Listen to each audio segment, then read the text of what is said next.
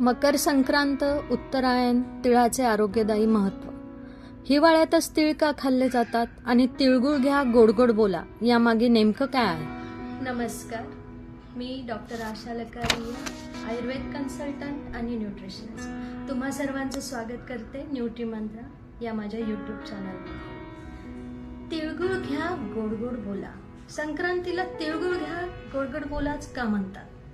मकर संक्रांत, उत्तरायण आणि आयुर्वेदाने तिळाला एवढं का महत्त्व दिलंय? प्रश्न पडले तर उत्तर पण जाणून घेऊया नक्कीच. मकर संक्रांत म्हणजे सूर्याचा मकर राशीत प्रवेश. यालाच म्हणतात उत्तरायण, म्हणजे सूर्याचा उत्तर दिशेकडे होणारा प्रवास. या काळात सूर्याची ऊर्जा वाढते आणि आपल्या शरीरातही ऊर्जा वाढायला लागते. आयुर्वेद सांगतो या काळात पचनशक्ती सुधारते, मेटाबॉलिझम वाढतो आणि शरीर नवीन सुरुवातीस तयार होतं. म्हणून संक्रांत हा फक्त सण नाही तर तो आरोग्याचा संकेत आहे. आता प्रश्न असा आहे, संक्रांत हिवाळ्यातच काय?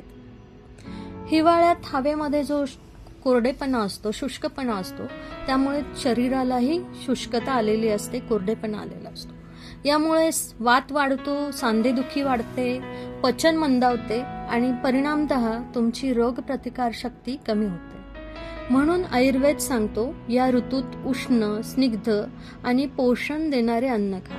आणि म्हणूनच आपल्या थाळीत येतात हिरव्यागार भाज्या, तीळ, गूळ, शेंगदाणे आणि तूप. हे पदार्थ फक्त चवदार नाहीत तर ते औषध आहे. आता बोलूया संक्रांतीच्या खऱ्या नायकाबद्दल, म्हणजे तीळ. आयुर्वेदात तिळाला सर्व रोग नाशक असं म्हणतात. तिळाचे फायदे खूप आहेत. पहिला फायदा आहे, तिळामध्ये जे कॅल्शियम आणि मॅग्नेशियम मुबलक असतं, त्यामुळे हाडे आणि सांधे मजबूत होतात. म्हणून गुडघेदुखी, सांधेदुखी याशिवाय व्हिटॅमिन डीच्या कमतरतेमुळे महिलांमध्ये जो हाडांना ठिसूळपणा येतो, त्यासाठी तीळ हे अतिशय उपयुक्त आहेत. दुसरा फायदा, तीळ हार्मोन्स संतुलित ठेवायला मदत करतो, विशेषतः थायरॉइड, PCOS, अनियमित पाळी, मेनोपॉज. म्हणूनच महिलांसाठी तीळ खूप महत्वाचा आहे. तिसरा फायदा, तीळ हृदयाला चांगला आहे. तो वाईट कोलेस्ट्रॉल कमी करायला मदत करतो, रक्ताभिसरण सुधारते आणि हृदय मजबूत ठेवते. चौथा फायदा म्हणजे तिळामुळे पचन सुधारते, आतड्यांना ते स्निग्धता देते, बद्धकोष्ठता कमी करतो आणि अन्नाचं चांगलं शोषण होऊ देतो. पाचवा फायदा, तिळामुळे शक्ती वाढते.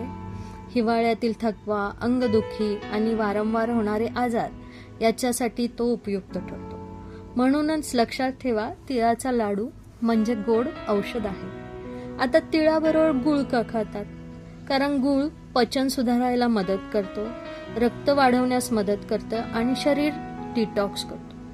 तीळ आणि गूळ एकत्र आल्यावर शरीर उष्ण राहतं, वातदोष संतुलित होतो आणि पोषण चांगल्या पद्धतीने होतं.